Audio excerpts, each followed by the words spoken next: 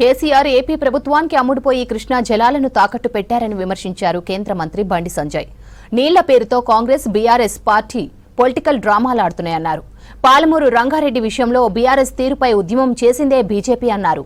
ఆనాడు కాంగ్రెస్ ఏనాడైనా ఉద్యమాలు చేసిందా అని ప్రశ్నించారు. తెలంగాణకు నీళ్ల అన్యాయం చేసిన మొట్టమొదటి దోషి కాంగ్రెసే అన్నారు బండి సంజయ్. గోదావరిలో కూడా 1480 టీఎంసీల నీటి వాటా ఉంటే తెలంగాణలో కాంగ్రెస్ పార్టీ హయాంలో ఏ రోజు కూడా 500 టీఎంసీలకు మించి నీటిని వాడుకోలేని దౌర్భాగ్య స్థితి. పాలమూరు రంగారెడ్డి సంబంధించి మన ముఖ్యమంత్రి గారు పాలమూరు రంగారెడ్డి కాంగ్రెస్ పార్టీ ప్రభుత్వంలోనే మేమే స్టార్ట్ చేసాము, మేమే అప్పుడు చరిత్ర సృష్టించినాం. మేము లేకుంటే పాలమూరు రంగారెడ్డి అనే పేరే లేకుండే బీజేపీ మోసొచ్చింది.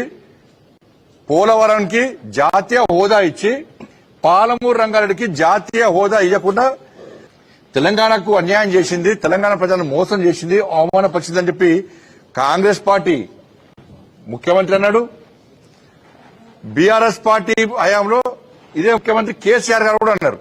ఆంధ్రప్రదేశ్ రీఆర్గనైజేషన్ యాక్ట్ లోని సెక్షన్ 89 ప్రకారం రాష్ట్ర విభజనానికి నిర్మాణ వ్యక్తుల ప్లాన్ లో నీటి కేటాయింపుల విషయంలో లేదా నిర్మాణాల విషయంలో అభ్యంతరాలు తెలుపొద్దని చెప్పి రీఆర్గనైజేషన్ యాక్ట్ ఈ యాక్ట్ తీసుకొచ్చింది. వీళ్ళు అంటే ఈ యాక్ట్ ప్రకారం ఈ 6 ప్రాజెక్టులు నిర్మాణం చేసుకోవచ్చు, దీనిలో ఎలాంటి అభ్యంతరాలు పెట్టొద్దు అని ఆంధ్రప్రదేశ్ రీఆర్గనైజేషన్ యాక్ట్ లో క్లియర్ గా ఉంది.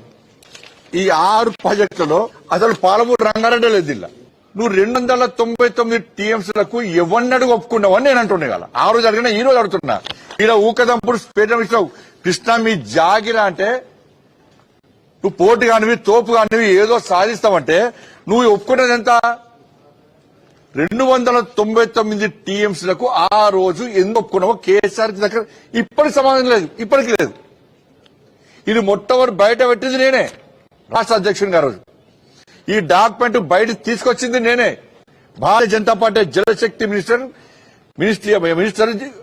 గజని షెకావత్ గారు, అరే మేం చేయలేదా, ఎవరు అన్యాయం చేయలేదా, అన్యాయం చేసింది కేసీఆర్ అయినా అని చెప్పి